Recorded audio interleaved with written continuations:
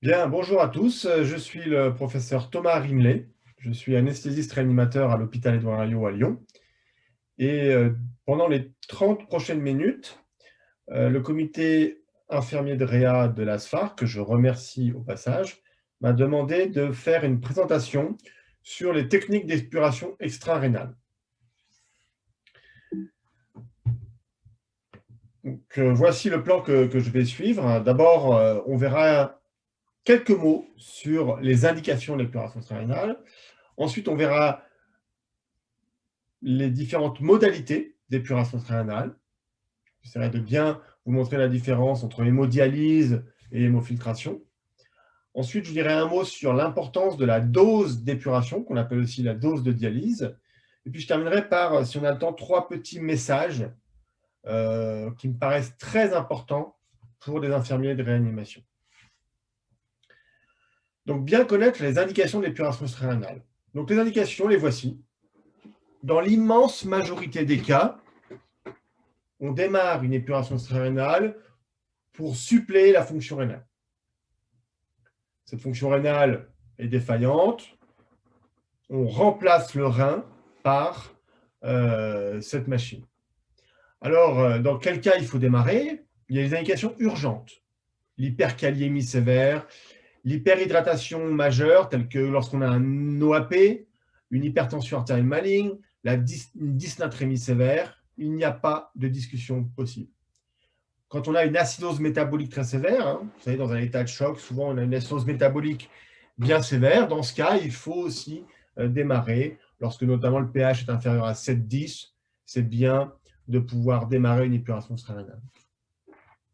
Et puis, lorsque vous avez une encéphalopathie urémique, qu'est-ce que c'est l'encéphalopathie urémique? C'est lorsque vous avez des troubles de la conscience, des troubles neurologiques qui sont liés au fait que l'urée sanguine a augmenté trop vite dans le sang. Voilà les indications que je considère comme des indications urgentes. Il n'y a pas de discussion dans ce cas-là. Et lorsqu'on a une menace du pronostic vital à court terme, voilà, il faut démarrer. Ensuite, on a d'autres grands groupes d'indications, vous voyez, donc dans le sepsis, dans les grands états inflammatoires, parfois les pancréatites aiguës, on peut être amené à proposer dans les grands états inflammatoires, l'épuration extra-rénale, mais je dirais que ça, pour le coup, c'est plus du domaine de la recherche et on le laisse de côté aujourd'hui. Les intoxications médicamenteuses, il y a des indications d'épuration extra-rénale, en particulier le méthanol, l'éthylène-glycol et le lithium. On n'en discutera pas trop aujourd'hui, mais sachez que ça existe. Et puis, vous avez d'autres thérapies extracorporelles qui ne sont pas de l'épuration extra-rénale au sens propre, mais d'autres circuits extracorporels comme la dialyse hépatique, les échanges plasmatiques, l'ECMO. Ce n'est pas de l'épuration extra-rénale, mais c'est de l'épuration extracorporelle, je dirais. Et ça aussi, ça fait l'objet d'autres cours, mais on ne va pas en parler aujourd'hui. Donc, vous voyez, pour la suppléance rénale, c'est dans l'immense majorité des cas les indications d'épuration. Donc, on a les indications urgentes, mais vous savez que parfois, on va remplacer la fonction rénale, mais il n'y a pas d'indication en urgence. Je donne un cas clinique. Ici, vous voyez, ça, c'est un vrai cas qu'on avait fait il y a quelques années. Madame X, 55 ans, antécédent de diabète, hypertension artérielle. Elle a une pneumopathie hypoxémiante qui nécessite l'hospitalisation en réa. Elle a été intubée pendant 5 jours, entre J0 et J5. On a réussi à contrôler le sepsis assez rapidement avec les antibiotiques et on a pu l'extuber à J5. Et puis, je me rappelle très bien de cette patiente, même si c'était il y a quand même pas mal d'années. En fait, voilà, la créate, elle avait été dosée quasiment tous les jours. Ça, c'est le dosage du matin. Et vous voyez qu'elle avait augmenté au début, évidemment. Le rein avait souffert. Et puis, finalement, tous les jours, je me rappelle, autour du matin, on se demandait s'il fallait démarrer ou pas. Il n'y avait pas de critères en urgence, hein, il n'y avait pas d'hyperkaliémie. Vous voyez, il y avait toujours une petite oligurie. Donc, j'ai résumé, la patiente, elle urinait toujours entre 500 et 600 ml par jour, au moins. Et puis, tous les jours, on se demandait s'il fallait démarrer ou pas. Finalement, on n'a jamais démarré. Et puis, vous voyez que la patiente, elle a récupéré sans épuration extra-rénale. Fallait-il démarrer une épuration extra-rénale à ce moment-là? Certains vous diront, bah non, mais la preuve que non, puisqu'il c'est passé sans épuration. D'autres peuvent vous dire, peut-être que pendant 15 jours, ou même 3 semaines, hein, vous voyez, 21 jours, si on reste avec des déchets métaboliques dans le sang élevés, peut-être que ce n'est pas forcément très bon pour l'organisme. En tout cas, nous n'avions pas fait d'épuration externale, c'est passé sans. Et puis aujourd'hui, la littérature, elle est plutôt dans le sens de temporiser et de démarrer de plus en plus tard. Donc je dirais que chez ce patient-là, probablement qu'il ne fallait pas démarrer d'épuration externale. Mais c'est des questions qu'on se pose et régulièrement, et vous l'assistez quand on fait les tours médicaux le matin, souvent on se demande s'il faut démarrer ou pas. En bref, tout ça pour vous dire que quand il n'y a pas de critères d'urgence, c'est assez difficile de savoir quand démarrer. C'est facile quand on a les critères d'urgence tels que l'hypercalémie, l'OAP, l'encéphalopathie urémique et l'acidose métabolique très sévère. Voilà ce qu'on peut dire sur le timing de l'épuration extra-rénale. Bien comprendre la modalité utilisée, c'est la deuxième partie de cette présentation. Alors, on a différentes techniques, différentes modalités, et je vais commencer par l'hémodialyse. Alors, l'hémodialyse, qu'est-ce que c'est? Il faut bien comprendre le principe physique qui régit les échanges au travers de la membrane. En hémodialyse, vous voyez, on a le compartiment sanguin qui est ici, et le compartiment du dialysat qui est de l'autre côté de cette membrane semi-perméable. L'hémodialyse répond au principe physique de diffusion qui consiste à faire passer les électrolytes, les molécules ici, du compartiment le plus concentré vers le compartiment le moins concentré. C'est un phénomène passif, ça veut dire qu'il ne nécessite pas d'énergie et qui répond donc à un gradient de concentration. Tous les mots sont importants, vous voyez. Le principe physico-chimique, c'est la diffusion. On a un passage d'ion au travers d'une membrane semi-perméable. Semi-perméable, ça veut dire qu'il laisse passer l'eau et les petites molécules, selon un gradient de concentration. Les ions vont toujours du compartiment le plus concentré vers le compartiment le moins concentré. Attention, l'hémodialyse, auparavant, elle était surtout intermittente, mais aujourd'hui, on fait beaucoup d'hémodialyse continue.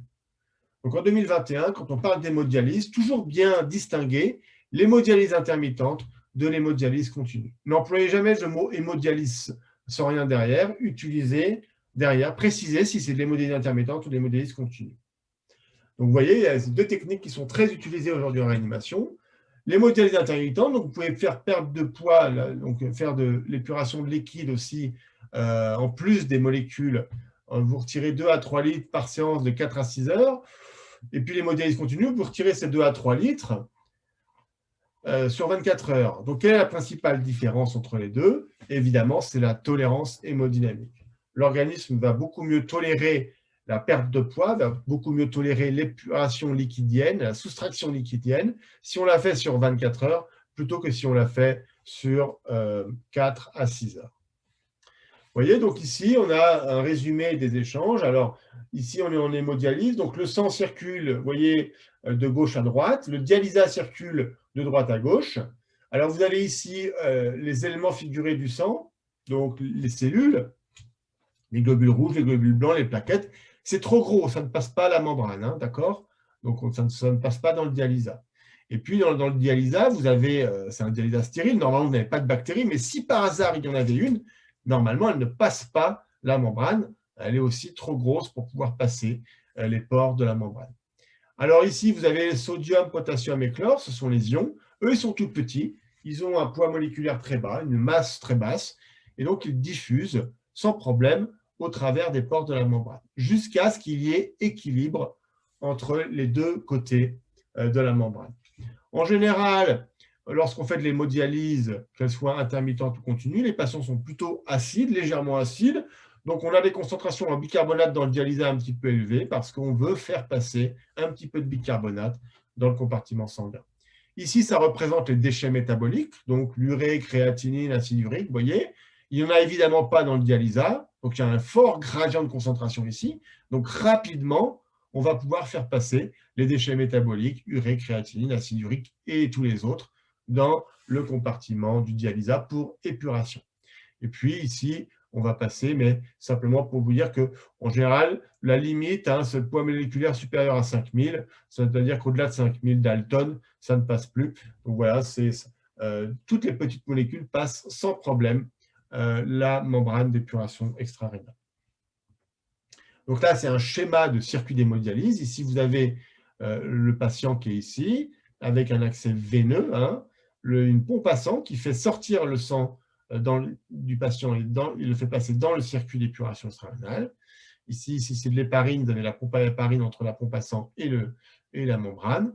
Et le sang circule comme ça. Et vous voyez qu'à contre-courant, hein, le dialysat circule et a lieu, et c'est ici qu'ont lieu les échanges de molécules. Voici une membrane, hein, donc c'est comme un petit peu comme une boîte de spaghettis. Vous voyez, vous avez à l'intérieur toutes ces fibres capillaires, entre 15 à 25 000. Le sang circule à l'intérieur de la fibre capillaire. Et cette fameuse membrane qu'on représente souvent par un trait, en fait, c'est la somme, hein, vous voyez, c'est la somme des parois de toutes ces fibres capillaires. Le sang est à l'intérieur, le sang circule comme ça à l'intérieur, et autour, le dialysat, autour de la fibre capillaire, autour des fibres capillaires, le dialysat circule à contre-courant. Voilà quelques éléments de mesure, mais vous n'avez pas à connaître, bien sûr, ces chiffres. Là, on voit encore mieux comment ça se passe. Le sang circule de gauche à droite. Il rentre dans les fibres capillaires. Et vous voyez très bien qu'à contre-courant circule autour de ces fibres capillaires le liquide de dialysat. Et les échanges, c'est la somme, encore une fois, de toutes ces parois des fibres capillaires. Une jolie photo en microscopie électronique. Le sang est à l'intérieur. Le dialysat baigne toutes ces fibres capillaires. Encore une fois, le dialysat est stérile, il circule comme ça. Et là, vous avez ce qu'on appelle le dialysat usé ou l'effluent. Et où est-ce qu'il va, le dialysat usé? Il va à la poubelle, hein, bien entendu. Vous jetez le dialysat usé après utilisation. Et le sang veineux, hein, circule à contre-courant et les échanges ont lieu ici.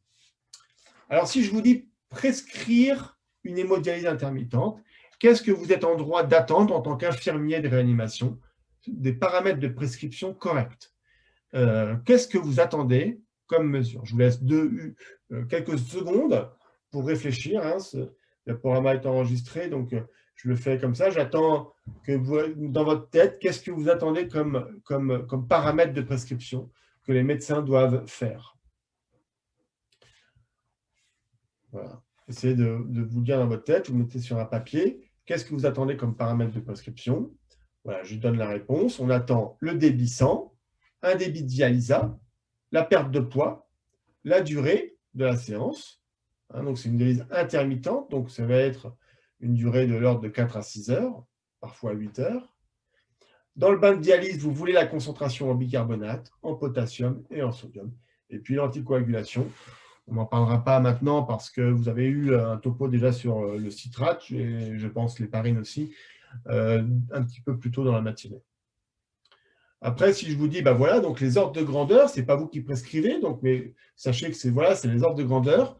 Le débit sang est de l'ordre de 250 ml par minute, le débit dialysat de l'ordre de 500 ml par minute. On aime bien avoir un débit dialysat 2 fois supérieur au débit sang parce que c'est comme cela qu'on a les échanges qui sont facilités. La perte de poids totalement indicatif, hein, on pourra faire une perte de poids à 1 kg, à 500 millilitres, 3 kg, 4 kg, enfin ça dépend hein, du patient. Donc là, j'ai mis 2 kg, mais de manière totalement aléatoire. La durée, ça va être 4 à 6 heures. Dans le bain de dialyse, on prescrit des bicarbonates. Vous voyez ici, c'est les bicarbonates qui sont un petit peu hauts. Hein. Je rappelle que la normale est de l'ordre de 23 à 26 mmol par litre. Le potassium et le sodium. Je rappelle que ces concentrations-là que vous mettez, c'est les concentrations cibles. C'est ce que vous souhaitez jusqu'à équilibre. Hein. Donc, si vous mettez un potassium à 4 mmol par litre, ça veut dire que vous souhaitez qu'en fin de séance, le potassium soit chez le patient aux alentours de 4 mmol par litre. Et puis l'anticoagulation.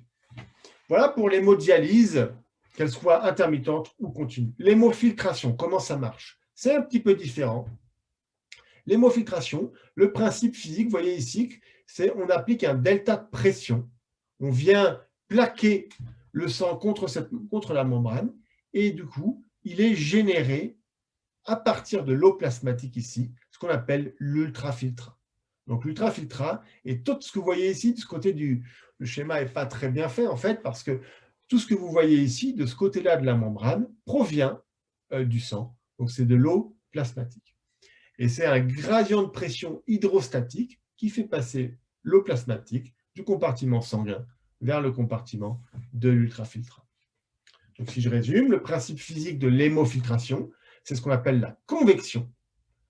C'est un échange convectif, c'est de la convection.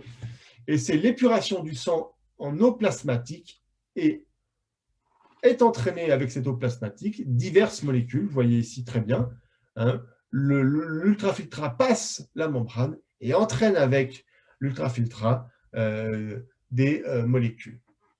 Donc, épuration du sang en eau plasmatique et en diverses molécules selon un gradient de pression hydrostatique. Il est nécessaire, puisque là, on a des ordres de grandeur du litre par heure hein, d'épuration. Donc, si vous retirez plusieurs litres chaque heure, vous comprenez bien qu'il va rapidement y avoir un problème si vous ne mettez pas en place un liquide de substitution pour remplacer cela. On le voit ici sur ce schéma. Le sang circule comme ça, vous voyez ici. Il vient du patient, il circule ici, c'est du sang veineux. Là, vous tirez de l'ultrafiltrat. Il n'y a rien qui arrive hein, ici. Hein. On tire de l'ultrafiltrat depuis, c'est de l'eau plasmatique qui est épurée et qui va à la poubelle. Mais comme on est de l'ordre de plusieurs litres par heure, comme dose d'ultrafiltration, comme débit d'ultrafiltration, il faut remplacer ce liquide par ce qu'on appelle le liquide de substitution. Tous les mots sont importants. Hein. J'appelle ça un liquide de substitution et non pas un liquide de restitution. Liquide de substitution, vous voyez qu'on peut mettre avant la membrane ou bien après, ou bien les deux sur les machines aujourd'hui. Donc là, sur ce schéma, on met le liquide, là, il est après la membrane.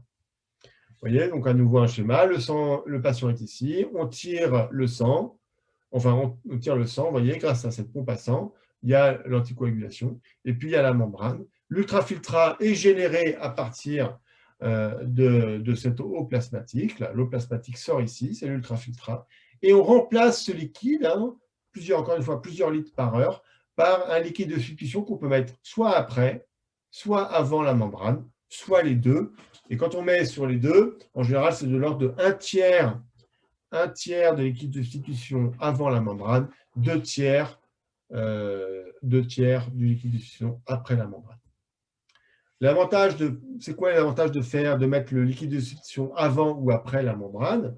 Si vous le mettez avant, on va justement hémodiluer un petit peu le sang avant la membrane, ce qui est pas mal parce qu'à l'intérieur, si vous comprenez bien que si vous tirez du liquide, l'ultrafiltrat depuis le sang, on va hémoconcentrer le sang et si on hémoconcentre trop, il y a un risque de thrombose. Donc l'avantage de la prédilution, c'est d'hémodiluer le sang avant la membrane. L'inconvénient, c'est que vous allez faire donc passer un liquide propre dans la membrane. Ce liquide, il n'a pas besoin d'être épuré, il est propre déjà. Hein, donc, on diminue l'efficacité de l'épuration. La post-dilution, les avantages de l'un sont les inconvénients de l'autre. L'avantage, si vous mettez tout en post-dilution, vous augmentez votre efficacité, puisqu'il ne passe dans la membrane que du sang qu'on a envie d'épurer. L'inconvénient, c'est que vous allez beaucoup hémoconcentrer dans l'intérieur de la membrane et donc il y a un risque de coagulation de la membrane. Lorsqu'on prescrit en tant qu'infirmier de réanimation, qu'est-ce que vous êtes en droit d'attendre comme élément, comme paramètre de prescription? Je vous laisse 30 secondes pour réfléchir, essayez de bien mettre dans votre tête, vous voulez quoi comme paramètre?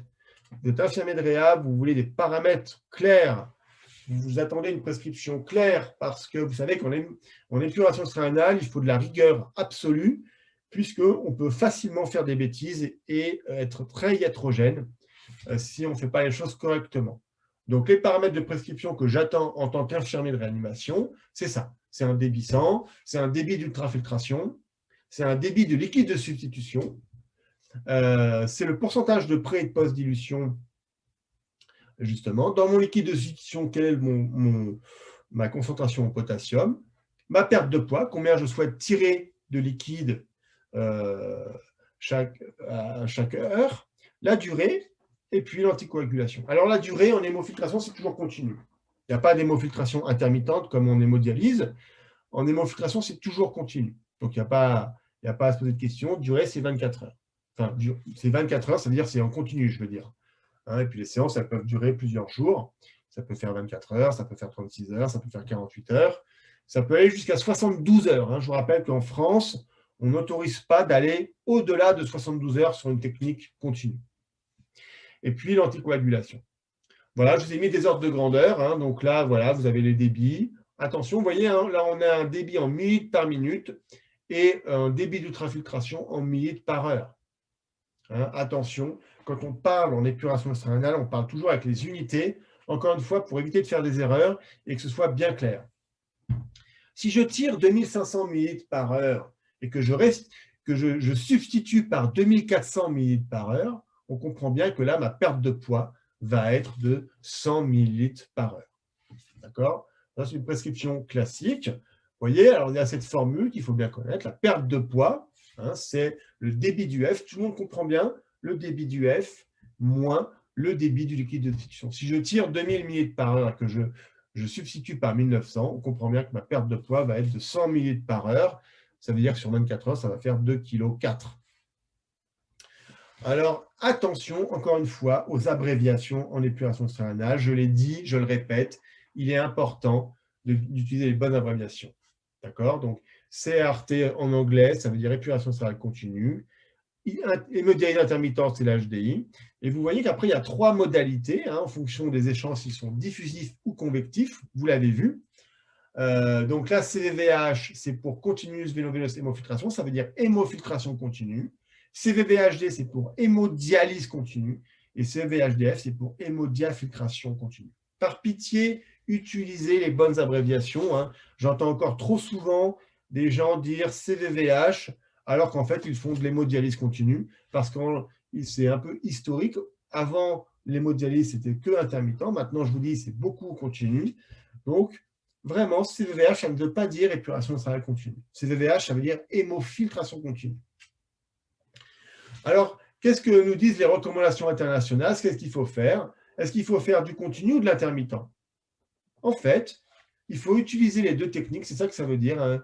Là, c'est la recommandation internationale, les grandes sociétés internationales qui vous disent qu'il faut faire du continu et de l'intermittent de manière complémentaire. Voilà ce que ça veut dire cette phrase en anglais, de manière complémentaire. En gros, quand le patient est grave et instable, sous noradrénaline, choqué, vous faites du continu. Quand il s'améliore, quand il est sur le point de quitter l'AREA, vous pouvez passer en intermittent, ce qui va vous permettre de mieux mobiliser le patient, le mettre au fauteuil et améliorer la réhabilitation, ce qui est très important, vous le savez, en réanimation. D'accord? Et c'est ça que ça veut dire cette deuxième phrase. Il faut faire du continu lorsque les patients sont instables ou bien en cas de traumatisme crânien. Hein, le cerveau n'aime pas du tout les rapides échanges qui ont lieu lorsqu'on fait de l'hémodialyse intermittente. Donc, quand le patient est instable ou quand traumatisme crânien, on aime bien l'épuration douce avec la technique continue. Maintenant, je voudrais parler de ce qu'on appelle la dose d'épuration, la dose de dialyse.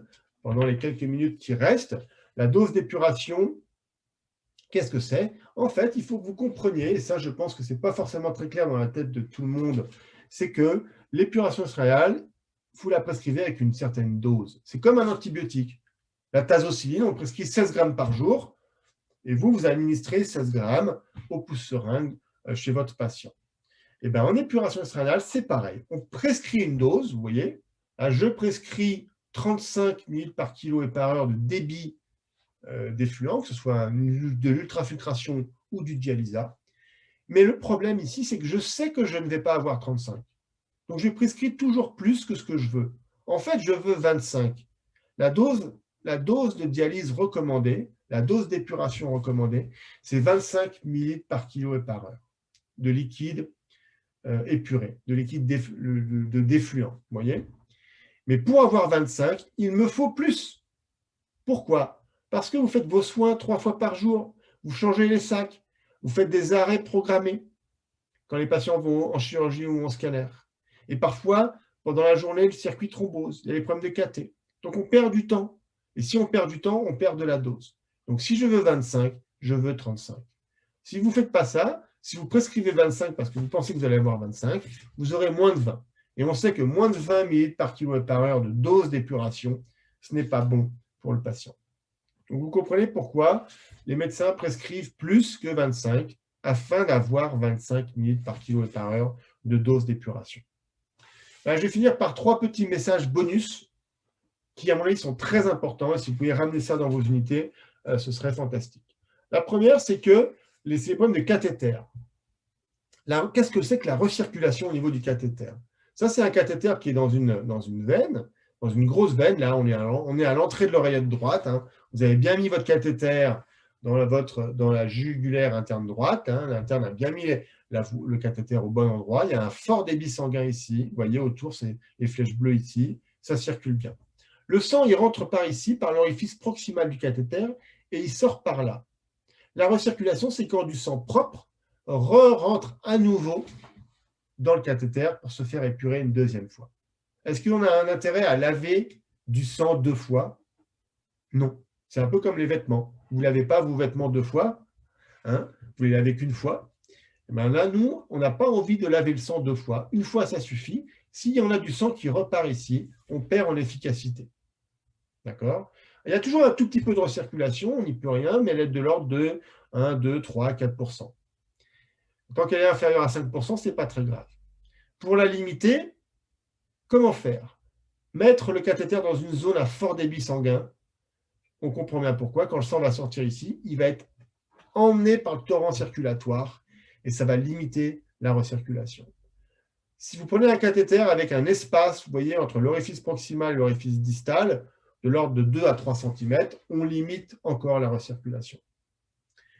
Par contre, si vous inversez vos lignes, ce qu'il ne faut jamais faire, bien entendu, mais si vous inversez les lignes, le sang va rentrer par là, du coup, on change, le sang rentre par là et sort par là. Là, la recirculation, elle explose, elle monte à 40 ou 50%. Donc, on perd en efficacité d'épuration, de manière majeure. On perd beaucoup en épuration. Donc, n'inversez jamais les lignes. Alors, quand je dis ça, souvent, ça ne suffit pas. J'en ai encore qui continuent d'inverser les lignes. D'accord? Donc, ça, c'est pas bon du tout. Donc, pour les convaincre, en général, je dis, vous voyez, des fois, c'est quand vous avez des problèmes de pression ici, ça peut être lié à un petit caillot à l'entrée du cathéter. Ce petit caillot, si vous inversez les lignes, vous pouvez l'envoyer dans la circulation. Ça s'appelle une embolie pulmonaire. Donc, les lignes, on n'inverse pas les lignes. On change le cathéter si c'est nécessaire. Autre point très important, la fraction de filtration. Ça, c'est quand on fait de l'hémofiltration continue. Hein, on se place en hémofiltration continue. On n'est pas en hémodialyse, on n'est pas en hémodiafiltration, on est en hémofiltration continue. Il faut calculer la fraction de filtration et être de l'ordre de 20 à 25% pour la fraction calculer la fraction des guidelines.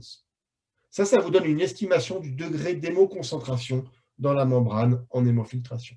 Alors, je voulais mettre cette diapo parce qu'il y a un piège. Sur certaines machines, vous le savez, la fraction de filtration est donnée, mais ce n'est pas forcément la bonne formule qui est donnée. Donc voilà, je vous ai mis la formule des machines, qui est la fraction de filtration du plasma, et la fraction de filtration du sang, qui est celle qu'il faut calculer.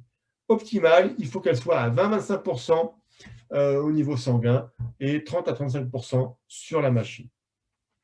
Dernière chose, en tant qu'infirmier de réa, il faut que vous surveilliez les pressions sur les machines.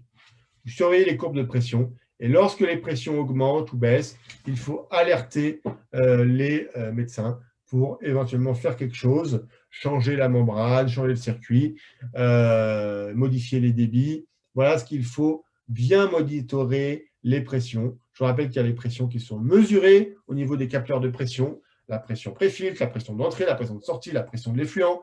Et il y avait des pressions qui sont calculées et non mesurées, comme la pression transmembranaire.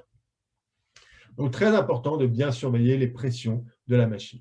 Et là, votre rôle en tant qu'infirmier réa est fondamental. En conclusion, distinguer les indications urgentes des indications non urgentes.